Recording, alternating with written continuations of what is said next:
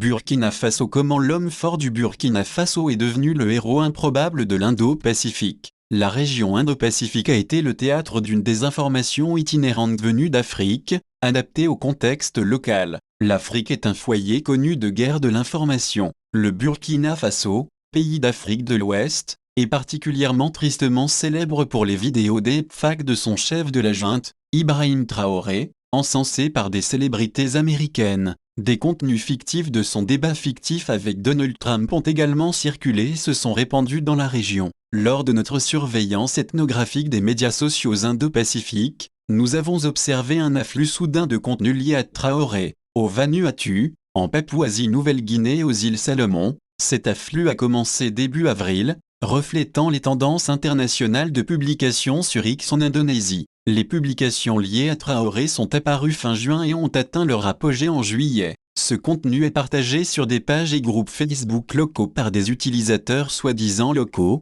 mais provient de sources non locales, principalement des pages communautaires et des comptes de créateurs numériques africains, ainsi que de certains groupes pro-russes américains. Ces comptes sources présentent des comportements suspects, notamment des changements soudains et radicaux par rapport à leurs publications historiques. Par exemple, un influenceur mode et un compte humoristique ont tous deux brusquement basculé vers la publication de contenu presque exclusivement pro-Traoré. Une page est restée inactive pendant 2 ans, créée sous le nom Italia for Black Lives, avant d'être rebaptisée African Diaspora International un mois après la prise de pouvoir de Traoré en 2022. De manière générale, des allégations fausses et trompeuses ont été utilisées pour présenter Traoré comme un dirigeant fort, résistant à l'Occident et favorisant la prospérité économique et l'indépendance. On observe que ces mêmes récits se propagent dans la région Indo-Pacifique. En Indonésie et en Papouasie-Nouvelle-Guinée, des comptes d'opposition ont exploité une vidéo générée par IA du discours anti-impérialiste occidental de Traoré pour critiquer leurs gouvernements respectifs.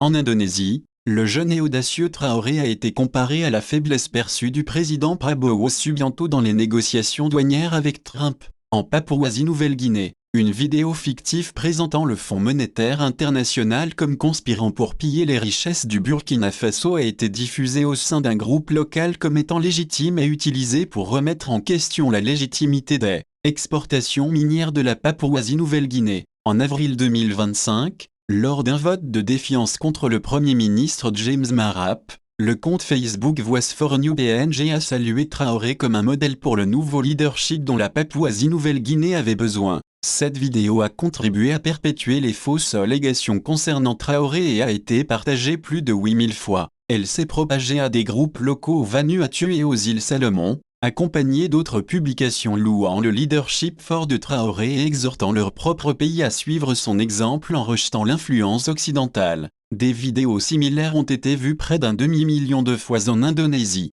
Globalement, ces récits établissent des parallèles entre les pays de l'Indo-Pacifique et le Burkina Faso. Ils postulent que ces deux nations sont pauvres malgré l'abondance de leurs ressources naturelles et qu'elles devraient donc nationaliser leurs ressources, affirmer leur souveraineté et s'élever comme le Burkina Faso l'a fait. Mais pourquoi ces récits sont-ils aujourd'hui exploités dans l'Indo-Pacifique? Sont-ils spontanés ou orchestrés? Dans une certaine mesure, ces récits reflètent des griefs locaux et, d'après nos observations sur Facebook, ils semblent susciter un véritable engagement. Les discussions en ligne ont manifestement lié les récits de Traoré aux mouvements en cours visant à défier leurs dirigeants nationaux et à améliorer leur situation économique. Bien que cet engagement semble en partie spontané, la cohérence des messages suggère la possibilité que des acteurs étrangers amplifient ou orientent ce discours. Il est à noter que de nombreux comptes locaux diffusant ce contenu ont déjà amplifié des messages pro-chinois et pro-russes. La Russie est soupçonnée d'avoir soutenu les campagnes de désinformation pro-Traoré au Burkina Faso et, malgré son faible intérêt stratégique pour la région, a été impliquée dans de précédentes campagnes dans le Pacifique. Les responsables français considèrent ces efforts comme faisant partie d'une guerre hybride plus vaste visant la France et ses anciennes colonies, dont le Burkina Faso et le Vanuatu. Les territoires franco-pacifiques ont également été ciblés par des opérations d'influence et restent vulnérables. Les violentes manifestations de 2024 en Nouvelle-Calédonie, que la France a ensuite affirmées comme exacerbées par des campagnes de désinformation menées par l'Azerbaïdjan, ont conduit à un nouvel effort pour négocier l'indépendance via vice de la France. L'accord de Bougival, négocié en juillet, accorderait à la Nouvelle-Calédonie une plus grande autonomie diplomatique et économique. Avec un référendum prévu début 2026 et une population toujours largement divisée entre l'indépendance et le maintien de la France, la désinformation pourrait bien être un puissant outil d'influence dans le Pacifique. La Chine s'est également engagée dans des campagnes d'information régionales et,